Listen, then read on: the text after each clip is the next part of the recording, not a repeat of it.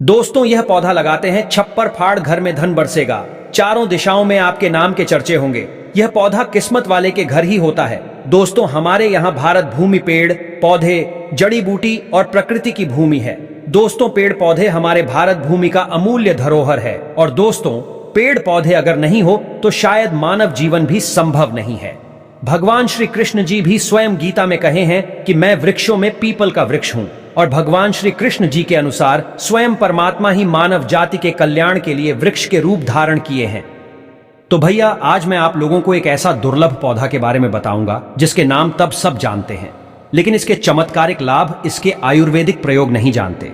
मैं जीस पौधा के बारे में बताने जा रहा हूं। ये पौधा आपके घर के आसपास में या फिर जो खेत है उसमें बहुत ही आसानी से मिल जाते हैं। और ये पौधा इतना ज्यादा चमत्कारिक शक्ति से भरे हैं कि भैया भगवान शंकर ने स्वयं माता पार्वती को कहें कि हे पार्वती, ये पौधा ज्येष्ठ और श्रेष्ठ और देवताओं को भी दुर्लभ है।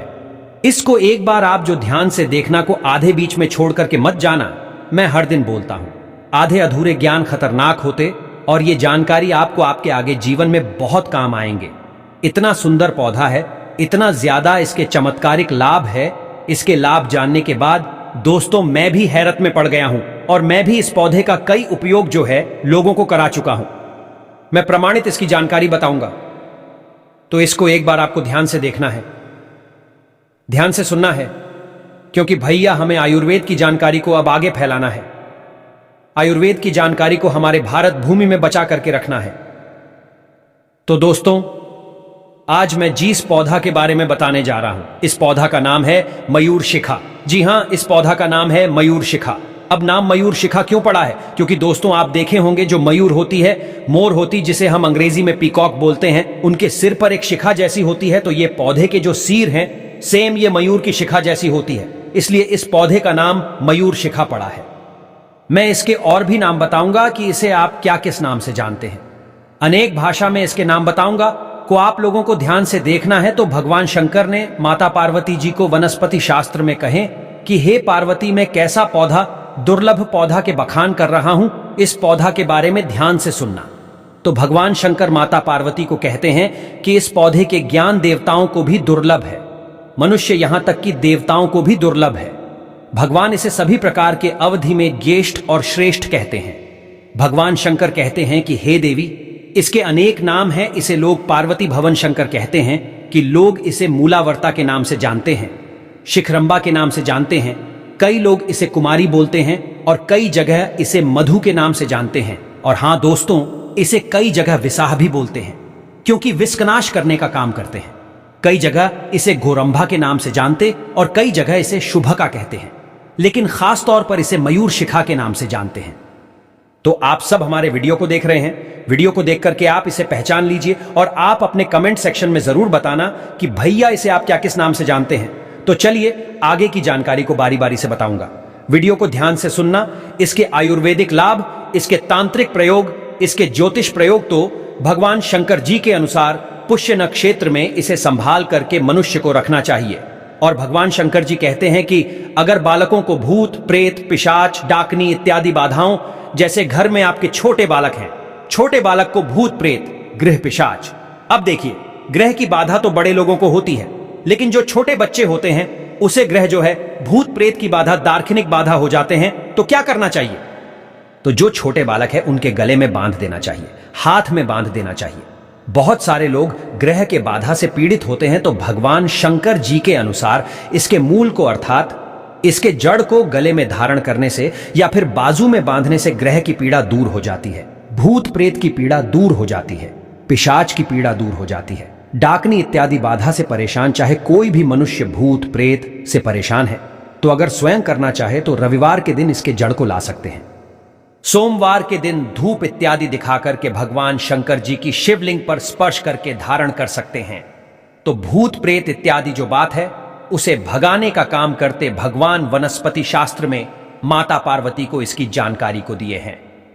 इसके बाद दोस्तों, ये भूत ज्वार को भी उतारने का काम करते हैं। अब भूत ज्वार किसे बोलते हैं भैया? ऐसे ज्वार जो कि बहुत ही ज्यादा भयानक होते हैं, जो ठीक होने का नाम ही नहीं लेते और इसमें मनुष्य भूत के जैसा वार्तालाप करने लगते हैं। जिससे भूत ज्वार चढ़ा होता है वह मनुष्य भूत के जैसा वार्तालाप करने लगते हैं तो भूत ज्वार से तुरंत राहत देने का काम करते। इसके लिए करना क्या होता है, इसके धूप दिखाना होता है। इसके पौधे लाइए और इसके पौधे को जला करके इसके धूप जिसे भूत ज्वर चढ़ा उसे दिखाइए, तत्काल शांत हो जाते हैं। इसके बाद दोस्तों इसके मूल को सीखा में बांध करके रात्रि में बाहर जावे तो इसे भूत प्रेत और सर्प का भय नहीं रहता। भगवान शंकर जी के अनुसार अगर रात्रि में कहीं आपको जाना है तो इसके मूल को आप जो है अपने सर प्रथा सीखा में बांध करके छोटे सा टोपी के अंदर में भी डाल करके जा सकते। ऊपर में टोपी पहन सकते हैं, केप लगा सकते हैं, से भूत और सर्प का भय नहीं रहता। भगवान शंकर जी के अनुसार भगवान शंकर माता पार्वती को कहते हैं कि हे पार्वती, हाथ में बांध करके मनुष्य बिच्छू के भय से निर्भर हो जाता है। अगर बरसात के समय में किसान भाई काम करते हैं, कहीं आना जाना होता है या फिर आपको कहीं आना जाना है, तो एक काम करना, हाथ में बांधकर कहीं भी जाइए, आपको कभी बिच्छू को भय नहीं सताएंगे, अर्थात आपको कभी भी बिच्छू डंक नहीं मारेंगे। इसके बाद इसके सूक्ष्म शाखा को बांधने से महाग्रहों का उच्चाटन होता है। भगवान शंकर जी के अनुसार अगर कोई मनुष्य जैसे ग्रह नक्षत्र के पीड़ से परेशान है, बहुत सारे लोग बोलते हैं ना कि हम शनि से परेशान हैं, राहु से परेशान हैं, बहुत सारे लोग बोलते हैं कि केतु से परेशान हैं, चाहे कोई सा भी ग्रहों, तो महाग्रहों के अगर 10 ग्रहों से परेशान हैं तो भैया इसके शाखाओं को बांधने से महाग्रहों का उच्चाटन होता है। महाग्रह शांत हो जाते हैं। इसके आगे फायदा और शून्य। इसके मूल को अर्थात इसके जड़ को घृत में रगड़ करके, अर्थात घी जो होता है उसमें रगड़ करके न सदने से, नाक में तिपकाने से सर्पा का काटा हुआ मनुष्य 2-3 क्षण में ही विस्मुक्ता हो जाता है। भगवान शंकर ने माता पार्वती को ये प्रयोग बताए हैं, लेकिन भैया ये प्रयोग आपको करना नहीं है, केवल ये जानकारी आपको जानना है, नॉलेज के लिए बताए जा रहे बाकी प्रयोग में आप ना करें। इसके बाद तंबुल के साथ अगर बहुत सारे लोगों को ऐसा डर बना होता है, चूहा काट देते हैं तो डर जाते हैं, तो तंबुल के साथ में अगर इसके छोटे से टुकड़े इसके जड़ को खिला देते हैं तो चूहे का काटा हुआ जो विष होता है वह दूर हो जाते हैं, ठीक हो जाते हैं। अब इसके नियम भी बताइए, तो ओम नमः शिवाय इस मंत्र से 7 बार अभिमंत्रित करके इस कृष्ण पक्ष की चतुर्दशी तिथि की रात में पवित्र वस्त्र धारण करके मयूर शिखा के पौधे को उखाड़ना होता है। अगर आपको ये धार्मिक अभी हमने जो प्रयोग बताई है में लाभ लेना होता है, तब आप चाहे तो कोई सा भी दिन इसके प्रयोग में ला सकते हैं, जैसे रविवार के दिन भी से उखाड़ करके लाया जा सकता, लेकिन एक दिन पहले आपको निमंत्रण देना होता है। इसके बाद दोस्तों अब आगे के परों सुनिए। सूक्ष्म चूर्ण करके मधु के साथ भक्षण करने से अधिक बलशाली हो जाते हैं, मनुष्य बल संपन्न हो जाता है। इसके सूक्ष्म चूर्ण करके मधु अर्थात जिसे हम शहद बोलते हैं, हनी बोलते हैं, इसके साथ सेवन करने से हमारे जो शरीर होते हैं बहुत ही ज्यादा बलशाली हो जाते हैं। भगवान शंकर जी के अनुसार मयूर शिखा के स्वर्श से, मयूर शिखा के स्वयं के रस से इसके दूध को, अर्थात मयूर शिखा की जो स्वयं की रस है, इसमें जो दूध होता है वो दोनों को रहने देना। इसे तेल में पकाने से, कौन सी तेल में, तिल्ली के तेल में पकाने से एक विशेष प्रकार का ये चमत्कारिक तेल बन जाते हैं, एक प्रकार का ये लिक्विड बन जाते हैं, चमत्कारिक आयल बन जाते हैं। और फिर इसे अगर आप अपने केस पे लगाते हैं, बाल पे लगाते हैं, तो ये केस दोस्त को नष्ट करते हैं। केस दोस्त के मतलब क्या है कि जैसे अगर आपके बाल जड़ हैं तो ये झड़ते हुए बाल को रोकने का काम करते हैं और ये पुनः केस को काला करने का काम करते हैं। भैया वीडियो को आधे अधूरे छोड़ करके मत जाना, ये वीडियो बहुत ही ज्यादा सुंदर होने वाले हैं। इस वीडियो को अपने फायदे के लिए ध्यान से देखना, और अभी तक हमारे चैनल स्माइल फैमिलीज को सब्सक्राइब नहीं किए हैं तो हमारे चैनल स्माइल फैमिलीज को सब्सक्राइब कर लीजिए। दोस्तों स्माइल फैमिलीज एक यूट्यूब चैनल ही नहीं बल्कि अब सभी दर्शकों का परिवार है। अब चले भैया जानते हैं इसके आगे। और परियों को तो 21 दिन तक इसके सेवन करने से भगवान शंकर जी के अनुसार अगर कोई मनुष्य शहद के साथ में इसके चूर्णों को 21 दिन तक सेवन करें तो मुख जो है सूर्य के समान क्रांति से संपन्न हो जाता है, अर्थात उनके चेहरे पर निखारा जाता है और एक प्रकार की चमक आने लगता है, ऐसा माना जाता है। कान में इसके रस को डालने से मनुष्य को सर्वदा शब्द ग्रहण, अर्थात शब्द को सुनने में समर्थता मिलती है।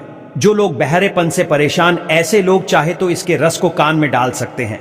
इससे उनके कण कण में कोई समस्या है, कान में कोई समस्या धीरे धीरे दूर हो जाएंगे। एक इसके बताना जो कि 80 प्रकार के रोगों को शांत करता है और इसमें बिल्कुल ही संदेह नहीं है, बीरे को बढ़ाता है और इसके बहुत ही ज्यादा चमत्कारी लाभ है। तो सुनिए उपयोग स्वर्णछिरी के रस से। स्वर्णछिरी एक प्रकार के पौधा होता है, तो स्वर्णछिरी के रस से मयूर शिखा को, अर्थात इसके जड़ को आप बहुत ही ज्यादा घूंटे अर्थात मर्दित करें। और रात्रि में थोड़ा सा दूध ले लीजिए और दूध के साथ में से मिलाकर के पीते हैं तो शरीर में तेजी से मांस बढ़ता है, वीर बढ़ता और 80 प्रकार के दोष को ये शांत करने का काम करते, इसमें संदेह नहीं। भवनाशंकर ने यह प्रयोग माता पार्वती को कहे हैं।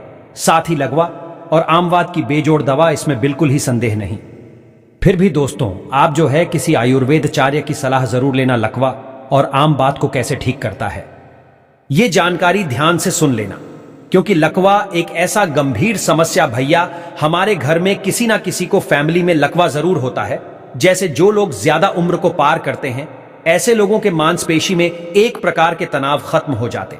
दूसरी बात, ब्लड सर्कुलेशन नहीं होते तो लकवा होता है, तो उन्हें ये दवा आप जो करा सकते हैं। तो इसके लिए क्या करना होता है, सफेद गिरी कणिका लेना होता है, इसे रविवार के दिन उखाड़ना होता है और स्वाति नक्षत्र में जो गिरी कणिका है, इसके बीज को आपको लाना होता है और भृंगराज को आपको स्वाति नक्षत्र में मूल सहित उखाड़ना होता है और पंचमूल, कुमारी मूल, सफेद मदार की जड़, ये सब एकत्र करके बना लेना।